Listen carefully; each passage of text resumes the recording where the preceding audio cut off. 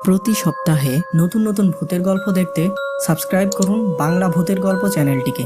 সেই সাথে bell icon press করতে ভুলবেন না। উপরের দিক থেকে একটা আগুনের কুণ্ডলী এসে ধনচা ক্ষেতের উপর পড়ল।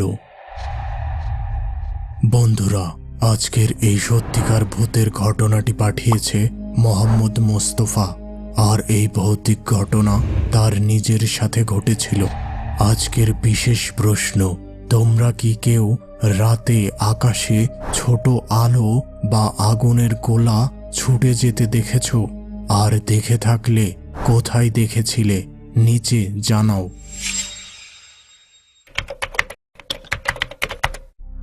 আমার বাবা ছিলেন একজন জেলে। তিনি প্রতিদিন নদীতে মাছ ধরে সংসার চালাতেন। তবে তিনি নদীতে মাছ ধরতেন রাতের বেলা। তিনি সহ অনেকেই মনে করতেন এই রাতের বেলা মাছ ধরা সহজ এবং বেশি মাছ পাওয়ার সম্ভাবনা থাকে। মাঝে মধ্যে আমিও বাবার সাথে নদীতে মাছ ধরতে যেতাম। তো ওই দিন রাতে খাওয়ার সময় ঠিক হলো আজকে আমি বাবার সাথে নদীতে মাছ ধরতে যাব। রাত ঠিক 1টার সময় আমি ও বাবা মাছ ধরার জাল নিয়ে নদীর ঘাটের উদ্দেশ্যে রওনা দিলাম। বেশ কিছু সময় পর আমরা নদীর ঘাটে পৌঁছে গেলাম। এবার নৌকা নিয়ে নদীর মধ্যে কিছুটা যেয়ে বাবা নৌকার উপর থেকে পানিতে জাল ফেলা শুরু করলেন। এভাবে নদীর বিভিন্ন স্থানে জাল ফেলে আমরা বেশ কিছু মাছ সংগ্রহ করে ফেললাম। এবার নৌকাটিকে নদীর কিনারে নিয়ে এসে বাবা নৌকার এক পাশে বসে বিশ্রাম নেওয়া শুরু করলেন, আর আমি মাছগুলো আলাদা করে রাখতে শুরু করলাম। কিছুক্ষণ পর আমার বাবার বিশ্রাম নেওয়া শেষ হলো এবং আশেপাশে কম পানি থাকায় বাবা এবার একটি টানা জাল নিয়ে পানিতে নেমে মাছ ধরা শুরু করলেন।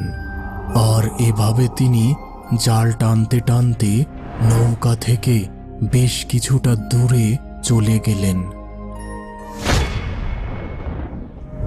রাত তখন প্রায় 3টা হবে, আর এদিকে আমি তখন নৌকায় একদম একা ছিলাম। এবার আমার চোখ পড়ল নদীর পাড়ের ধান ক্ষেত ও ধনচা ক্ষেতের দিকে। হঠাৎ করে উপরের দিক থেকে একটা আগুনের কুণ্ডলী এসে ধনচা ক্ষেতের উপর পড়ল। মুহূর্তেই ধনচা ক্ষেতের সাথে পাশের ধান ক্ষেতেও আগুন ছড়িয়ে পড়ল। আমি অবাক দৃষ্টিতে সেদিকে তাকিয়ে রইলাম। কিছু পরে পুরো ধান ক্ষেত আগুনে পুড়ে শেষ হয়ে গেল। এবার হঠাৎ একটি ঘোড়া এসে সেই জায়গায় উপস্থিত। ঘোড়াটি দেখে ভয়ে আমার গা শিউরে উঠল, আর আমি দ্রুত বাবাকে ডাকতে লাগলাম, বাবা, বাবা, দ্রুত এদিকে এসো। আমার ডাক শুনেই বাবা তাড়াতাড়ি আমার কাছে চলে আসলো। এবার আমি বাবাকে এতক্ষণ আমার সামনে ঘটে যাওয়া ভুতুড়ে ঘটনা বললাম এবং তাকে ওই জমির দিকে তাকাতে বললাম। কিন্তু এ কি, সব কিছু একেবারে স্বাভাবিক। ধান খেতে কোনো আগুনের চিহ্ন নেই, তবে ঘোড়াটি তখনও সেখানেই দাঁড়িয়েছিল। ঠিক ওই সময় ঘোড়াটি একটি কালো মহিষে পরিণত হলো। এই দৃশ্য দেখে বাবা দ্রুত নৌকায় উঠে বসলেন। আমি বাবাকে বললাম, বাবা, আজকে আর মাছ ধরার দরকার নেই, চলো বাড়ি চলে যাই। ভয় পেও না, ওই জিনিস আমাদের নৌকার কাছে আসতে পারবে না, কারণ আমাদের নৌকায় লোহা আছে। এবার ওই মহিষটি যেন ধান খেতে শুরু করলো। আমি আরো ভয় পেলাম। বাবাকে বললাম, বাবা, দেখো মহিষটি এখন ধান খাওয়া শুরু করেছে। এসব দৃশ্য সত্য নয়। তুমি সকালবেলা এখানে আসলে দেখতে পাবে সব কিছু আগের মতোই আছে। ওই জিনিসটা আসলে আমাদের ভয় দেখানোর জন্য এইসব করছে। ঠিক আছে, তবে এখন আমাদের ফিরে যাওয়া উচিত। এবার আমরা নৌকা চালিয়ে আমাদের পরিচিত ঘাটের দিকে রওনা দিলাম।